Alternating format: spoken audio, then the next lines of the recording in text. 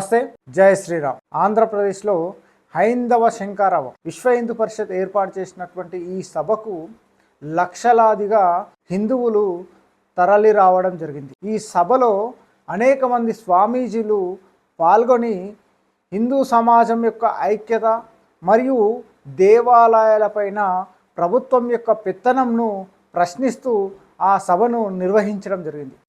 ఆ సభలో అనంత శ్రీరామ్ గారు మాట్లాడినటువంటి స్పీచ్ను తీసుకొని ఎర్ర పుష్పాలు కొన్ని మాట్లాడటం మొదలుపెట్టాయి. సనాతన దేవుడు వచ్చాడని, ఇతడికి ఇదేం పోయే కాలమని, ఎందుకు మత విద్వేషాలను రెచ్చగొడుతున్నాడని చెప్పేసి అనేక మంది ఈ మధ్య కమ్యూనిస్టులు మాట్లాడటం మనం చూస్తున్నాం. కొన్ని దశాబ్దాలుగా సనాతన హిందూ ధర్మం పైన అనేక విధాలుగా దాడి చేస్తున్నారు. సనాతన ధర్మం పైన, పండుగలపైన, గ్రంథాలపైన, ఇతిహాసాలపైన, రామాయణం పైన, మహాభారతం పైన, ఇలా అన్నింటిపైన దాడి చేస్తూ ఉంటే, అనేక వక్రీకరణలు చేస్తూ హిందూ ధర్మాన్ని పదే పదే కించపరుస్తూ కుళ్ళబొడుస్తూ ఉంటే, సనాతన ధర్మం కోసం ఏర్పాటు చేసినటువంటి సభలో సనాతన ధర్మానికి జరుగుతున్న అన్యాయం పట్ల ఒక సినీ గేయ రచయిత తన యొక్క కెరీర్ను పణంగా పెట్టి, తన కెరీర్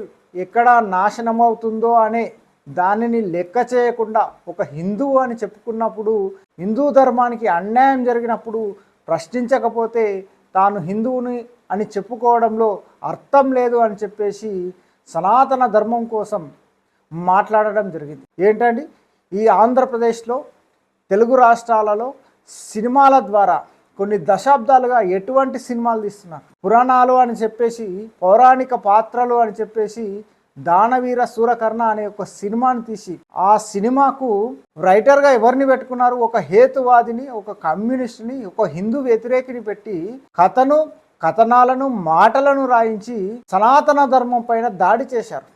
అదేవిధంగా ఒక లవకుశ అనే సినిమా, వాల్మీకి రామాయణంలో జరగని అటువంటి అంశాలను, లేనటువంటి అంశాలను తీసుకుని వచ్చి లవకుశ అనే ఒక సినిమాను తీసి శ్రీరామచంద్రుడి పైన అనేక కించపరిచే సన్నివేశాలను పెట్టి లవకుశ సినిమా తీయడం జరిగింది.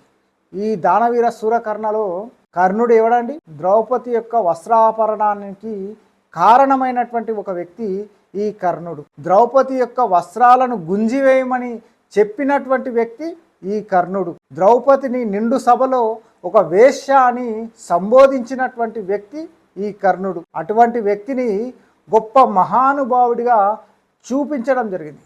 అతడిలో కొన్ని గొప్ప లక్షణాలు కలిగి ఉండవచ్చు, అంత మాత్రాన అతడిని హీరోగా చేయడం వెనుక అనేక కుట్రలు దాగి ఉన్నాయి. సనాతన ధర్మంలో కుల వ్యవస్థ ఉంది, కుల వివక్ష ఉంది అనే ప్రయత్నం, అనే ఒక భావజాలాన్ని వ్యాపింపజేయడం కోసము ఆ సినిమాను తీయడం జరిగింది. ఏంటండి, దుర్యోధనుడిని అభిమానం కలిగిన వ్యక్తిగా, ఆత్మాభిమానం కలిగిన వ్యక్తిగా చూపించడం జరిగింది. ద్రౌపది తనను చూసి నవ్వింది కాబట్టే దుర్యోధనుడు అటువంటి పని చేశాడు, దుర్యోధనుడికి జరిగిన అవమానానికి ప్రతీకారంగానే ఆ విధంగా చేశాడు, కానీ దుర్యోధనుడి యొక్క తప్పు ఏది లేదు అని చెప్పేసి చూపించే ప్రయత్నం చేశారు. ధర్మరాజుని ఒక జూదగాడిగా చూపించే ప్రయత్నం చేశారు.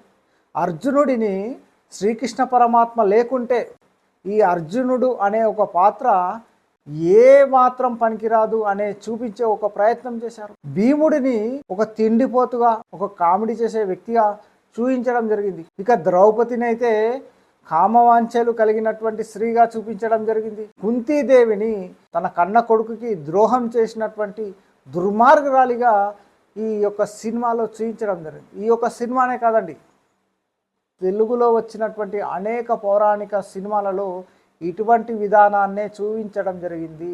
అవి సరిపోవు అంటూ ఇటీవలి కాలంలో కల్కి అనే ఒక సినిమాను తీసి, అందులో అర్జునుడి పాత్ర కంటే కర్ణుడే గొప్పవాడు అనే విధంగా ప్రభాస్ లాంటి ఒక స్టార్ హీరోని పెట్టి కర్ణుడిని హీరో చేసే ప్రయత్నం మళ్ళీ చేస్తున్నారు. ఈ విధంగా సనాతన ధర్మాన్ని పదే పదే పదే కించపరుస్తూ పోతూ ఉంటే, మాకు బాధ కలుగుతుంటే, మాకు నొప్పి కలుగుతుంటే, ఇదిగో మాకు బాధ అవుతుంది, మాకు నొప్పి అవుతుంది అని చెప్పేసి అనంత శ్రీరామ్ గారు మాట్లాడితే, సినిమా ఇండస్ట్రీలో ఎటువంటి సినిమాలు తీసి, ఎటువంటి పాటలు రాస్తూ ఏ విధంగా కించపరుస్తున్నారో ఆ యొక్క ధోరణిని సభాముఖంగా ప్రజలందరికీ తెలిసే విధంగా చేయడం జరిగింది.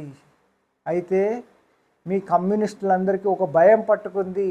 ఇన్ని రోజులుగా కల్పితమైనటువంటి ఒక ప్రచారాన్ని, ఒక ప్రొపగండాను సృష్టించాము, అది కుప్పకూలిపోయేలా ఉంది, దానికి బీటలు పడే అవకాశం ఉంది అని చెప్పేసి భయానికి లోనయ్యి అనంత శ్రీరామ్ గారి పైన మీరు దాడి చేయడం మొదలుపెట్టారు. అనంత శ్రీరామ్ గారు మాట్లాడినటువంటి మాటలకు అతడు కట్టుబడి ఉన్నాడు. అతడి వెంట హిందూ సమాజం అంతా వెంట ఉండటానికి ఎప్పుడు సిద్ధంగానే ఉంటుంది. ఎందుకంటే సనాతన ధర్మాన్ని రక్షించడం కోసం ఒక హిందువుగా తనను తాను ప్రకటించుకోవాలంటే సనాతన ధర్మానికి జరిగినటువంటి నష్టాన్ని ప్రశ్నించే వ్యక్తిగా అనంత శ్రీరామ్ గారు ఆ రోజు సభలో కనిపించారు. కాబట్టి అటువంటి వ్యక్తిని హిందూ సమాజం ఎప్పుడు కాపాడుకుంటుంది. మీరు చేసే హెచ్చరికలకు కానీ మీరు చేసే వెధవ విశ్లేషణలకు కానీ ఇక్కడ భయపడిపోయే సమాజం లేదు. ఇంతకు ముందంటే మీ ఆటలు సాగాయి, ఇక ముందు మీ ఆటలు సాగవు. హిందూ సమాజం మిమ్మల్ని కూడా ప్రశ్నించి తీరుతుంది.